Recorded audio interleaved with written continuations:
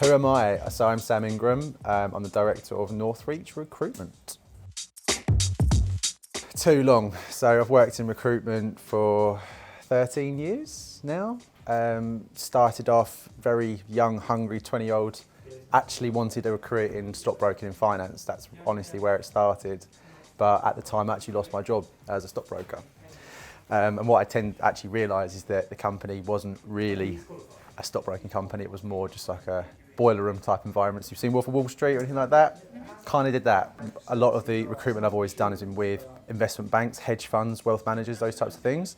I gravitated greatly to technology mainly because I'm a bit of a geek at heart anyway. So developers, IT, infrastructure managers, those types of things, I just got it.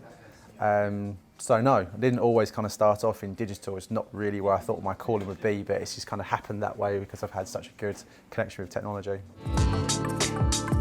What a question. The vision for Northridge, I think, has kind of just evolved over the 5.5 years that we've been doing it. So initially, when we started the business, the vision was to genuinely challenge the status quo of the way the world of recruitment was. So we come from a lot larger agency. My background's always been very corporate. And within that world, you can get lost in the politics of things. If your face doesn't fit, doesn't really work. And I've always had this attitude of, I'm very difficult to manage as a person. And I think people who have managed me know that. Anyone watching that knows that.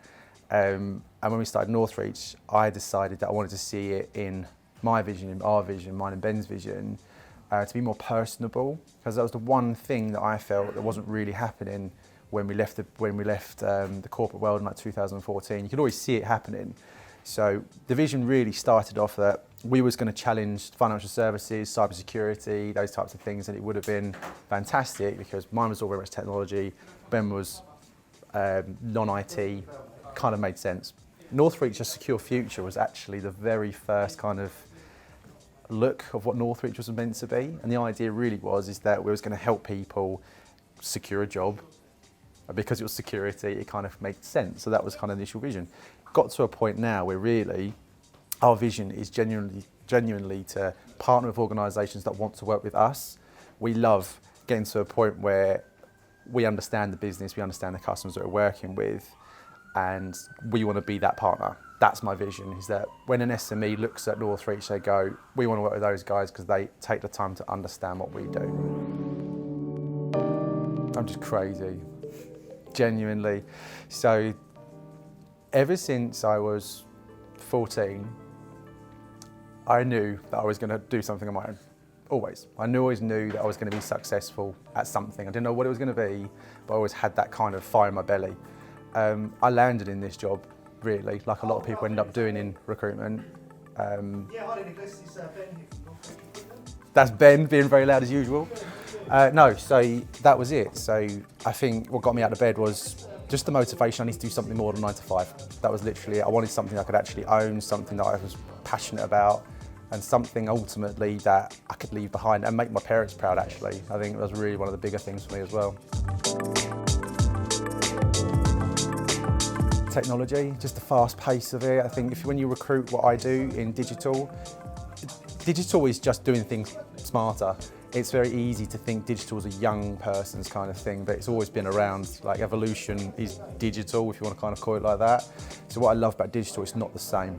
Every time there's a different requirement, there's a different technology, there's a whole new nuance of the world. And 2020 has shown us from January that you can interview people on video, you can do that kind of stuff. We've had the technology for years, but what's happening right now in the world has changed everything, and technology is the forefront of that. So that, for me, is what I love about doing digital. Why shouldn't they? Why shouldn't they work with me?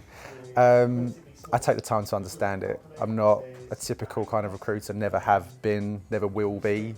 I love business. I like understanding what problems are and why recruitment or talent management, resource management means to the company. That's why we do SMEs. That's why I hate doing corporate. Don't like doing corporate recruitment, it's boring. Like working with organisations that actually hire people to make a difference in the company, that's why people should work with me. I get that. Everyone's trying to move recruitment to a platform, and they're trying to move it away from the human interaction. We're seeing a lot of these different things kind of come on, and I'm game for that. I think that's good, and I think if you can automate some of that process, fantastic. But the one thing that we've definitely seen, particularly recently, is recruitment isn't just about putting a bum on a seat anymore. It's about the entire journey of a candidate, their performance management when they're actually on site, and then how then they engage to benefit their own careers or benefit the company, whatever it may be. So whilst technology will take it so far, I think organisations, big organisations, will fall if they do not look after their people and their well-being.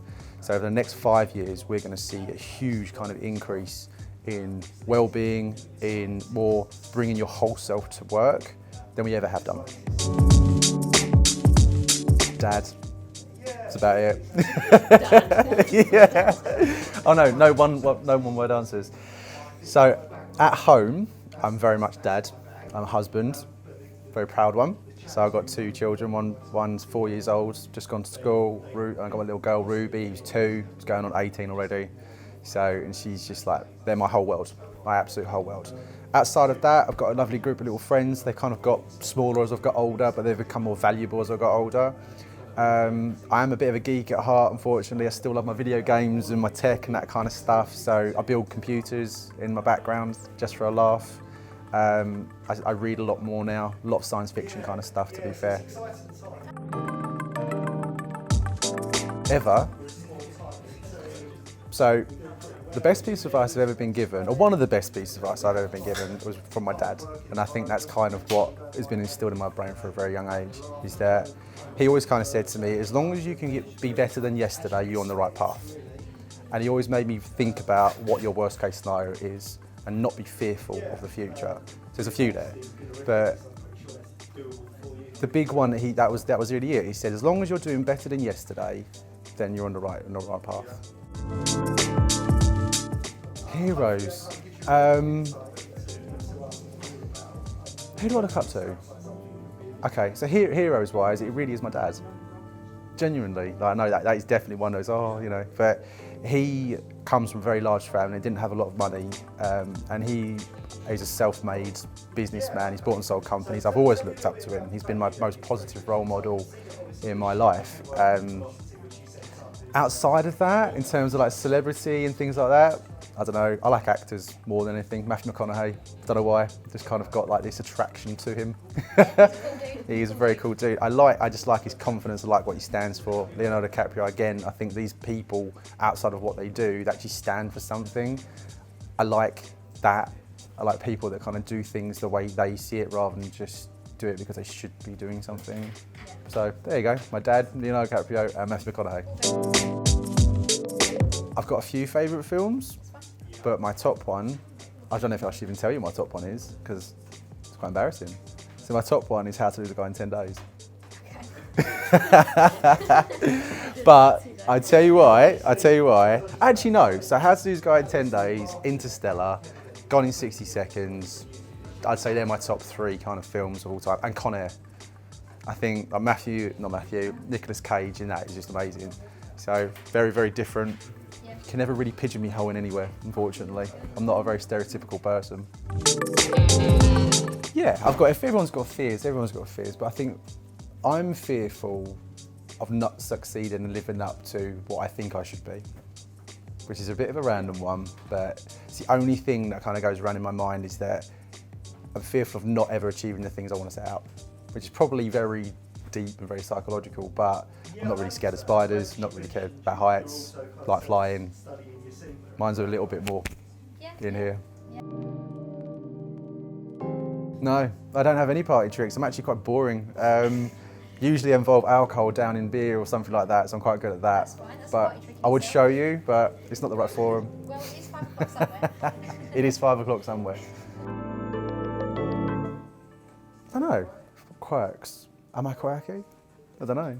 Big into science fiction. I love space. I love that whole kind of what else is out there kind of type of thing. Very pragmatic about it, but anything to do with like astronomy, that type of stuff I really love. So I think that kind of gives me a different perception of things sometimes.